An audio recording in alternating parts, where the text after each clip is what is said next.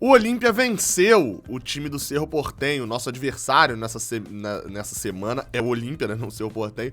Nosso adversário é o Olímpia pela Libertadores e o time paraguaio venceu o seu maior rival. Depois de 40 anos, conseguiu uma vitória dentro da casa do rival, o Cerro Porteño. Após 40 anos, conseguiu vencer lá no Nueva Olha. Bem, foi uma vitória por 2-0. O Olímpia jogou com um time bem reserva, assim, né? O lateral esquerdo, que deu a entrada criminosa no Luiz Henrique, foi titular, porque ele tá suspenso do jogo. Mas, de qualquer forma, o Olímpia conseguiu uma vitória por 2-0, uma vitória gigante, ou seja, eles vêm num ritmo forte pra esse jogo aqui, esse jogo lá contra o Fluminense. A vitória foi por 2-0, os gols do Olímpia, o Olímpia fez um gol logo muito no início, num gol de criação, assim, de ir pra cima. Você pode conferir no YouTube, você acha os gols, os melhores momentos. Foi pra cima do Cerro Porteño, dominou o time adversário dentro do campo dele mesmo e conseguiu fazer 1-0 numa jogada do próprio Tito Torres, né? Depois, no 2-0, foi já no último lance praticamente da partida, um lançamento do Fernando Cardoso, né, um dos melhores jogadores do Olímpia, por sinal, né, responsável pelo Olímpia ter passado pelo Atlético Nacional, roubou a bola no meio de campo, meteu um bolão pro Derlis Gonzalez, que tinha acabado de entrar, e o Derlis Gonzalez fez o gol. Um dos jogadores, inclusive, que jogou essa partida foi o Fernando Cardoso, né?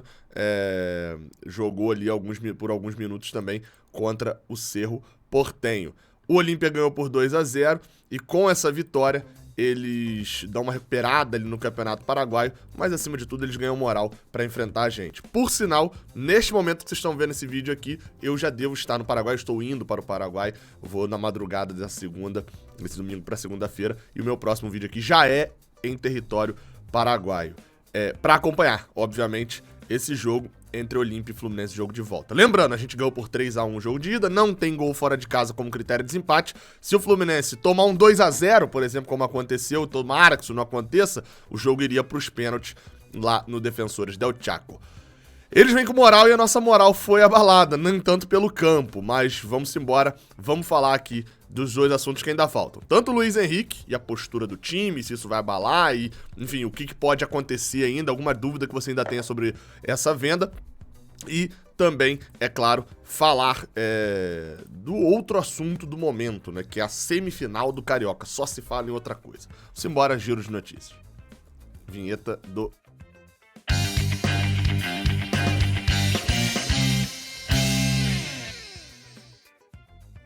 Você guerreiro de todo o Brasil, de todo mundo, aqui é o canal Raiz Tricolor, eu sou o Gabriel Amaral, eu sou jornalista por formação e sou tricolor de coração. Você deixa seu like aqui embaixo, se inscreve aqui no canal, isso tudo ajuda bastante a gente aqui do Raiz Tricolor, beleza? Então dá essa moral aí pra gente.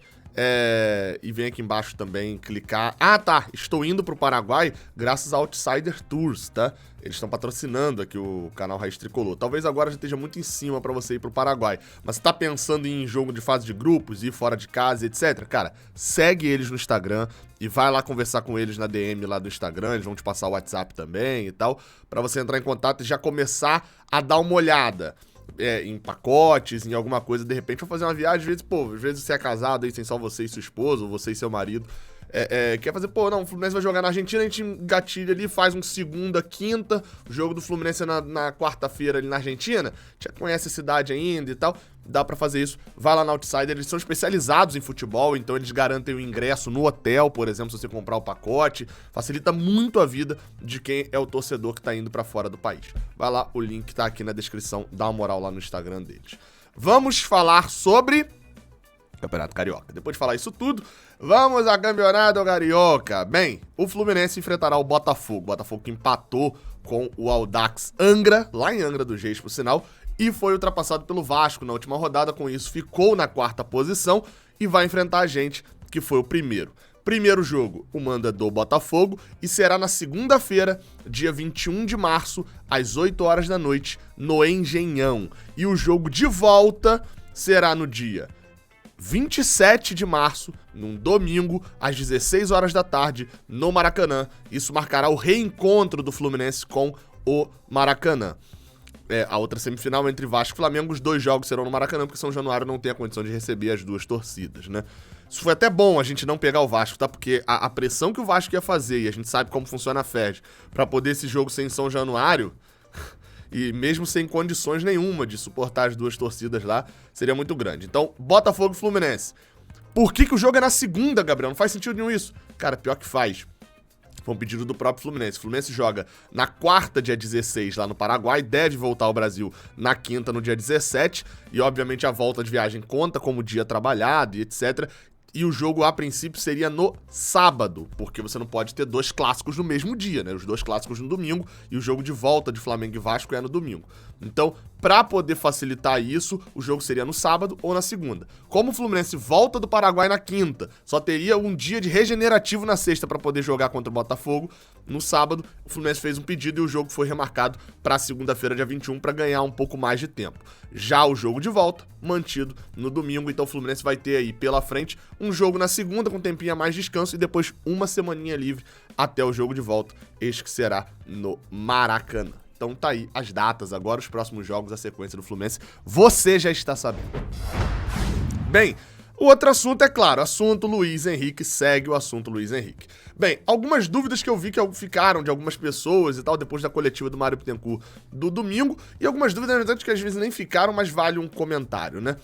Primeiro, o Luiz Henrique não sai agora, então a gente tem que olhar o pra frente. O principal da dúvida da galera que ficou na cabeça ali, é lógico que a galera sabe que ele só sai em julho, mas o Luiz Henrique vai estar no time. Ele não já estava sabendo dessa venda, já fazia até um tempinho, segundo o Mário, essa venda aconteceu, o acerto dela aconteceu em fevereiro, então o Luiz Henrique já tava botando o pé, tava entrando duro e tal, e eu tenho certeza de que não vai tirar pé de jogo e etc. E óbvio, tá? Sempre bom lembrar, partidas ruins virão, sabe por quê? Porque ele é humano, ele é jogador, ele joga mal de vez em quando também, pô. O cara é craque, mas joga mal de vez em quando também, então não tem essa de cabeça na Espanha, não. O cara é profissionalzaço mesmo.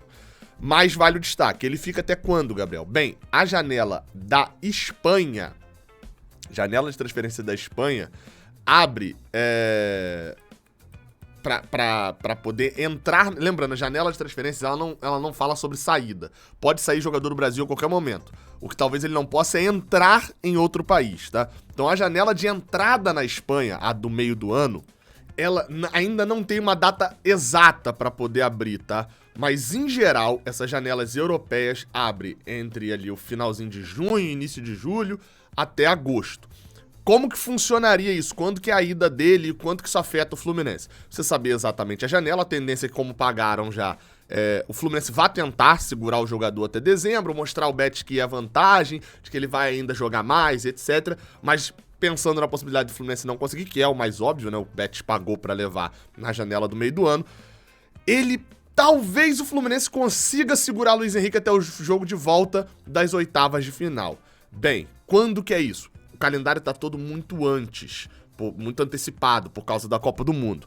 Então, assim, as oitavas de final da Libertadores serão ali nos dias 28 de junho a ida, 29, 30 de junho a ida, e nos dias 5 a 7 de julho a volta. Então, assim, 5 a 7 de julho, talvez se a janela abrir ali no meio de julho ou no início de julho, o Fluminense consiga ainda ter o jogador no seu elenco nas oitavas de final, e só não teria caso passe também para as quartas e etc. As quartas de final são na primeira semana de agosto. Até nesse ano tá bem que assim, né? As duas primeiras semanas de julho ali, né? A última de junho e a primeira de julho são as oitavas, as duas primeiras de agosto, as quartas, as duas primeiras de setembro, as semis, e na última semana de outubro, a final. Então é mês a mês. Então o Luiz Henrique deve ficar, provavelmente, óbvio, considerando que o Fluminense avance, até as oitavas de final, não jogando as quartas de final. E aí vale um detalhe, será que essa venda, muita gente ficou em dúvida disso, né?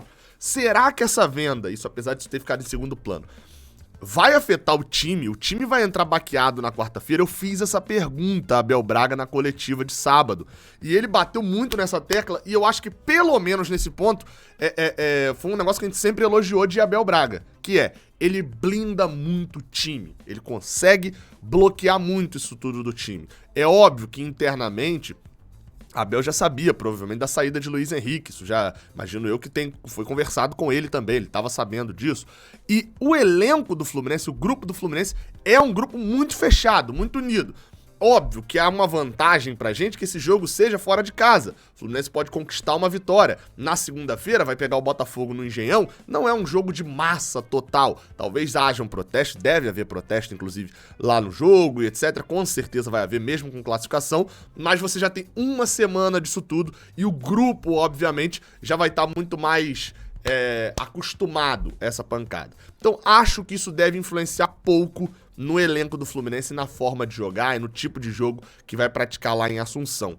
Acredito eu. Agora, um Fluminense apático lá, isso pode acontecer, obviamente até mesmo sem ter relação com essa questão da transferência. Então, acho que isso influencia pouco no vestiário, justamente porque tem o lado bom e o lado ruim, mas nesse caso é o lado bom. Abel Braga consegue blindar muito o elenco. Na coletiva, inclusive, ele fala, cara, não tá nem ligando pra isso, negócio de recorde, a gente quer ganhar todo jogo. Isso não vai ter diferença, a gente não tá ligando pra isso, a torcedor aplaudiu aqui na saída e etc, um monte de moleque em campo, a gente, tipo assim, blindou totalmente. Vamos ver como é que vai ser o desempenho, mas torço pra que o Fluminense ganhe bem contra o Olímpia e que, assim, óbvio que não vai voltar a mesma coisa, não tem que voltar mesmo, foi uma venda péssima, etc. Mas que pelo menos dentro de campo o Fluminense continue dando boas respostas. Pelo menos isso, que afinal de contas é o objetivo principal, né? A gente faz tudo, a gente pede tudo, a gente deseja tudo pra que dentro daqueles 90 minutos o Fluminense ganhe a partida. Torço pra isso. Pra voltar a falar com vocês, eu já tô lá no Paraguai. Valeu!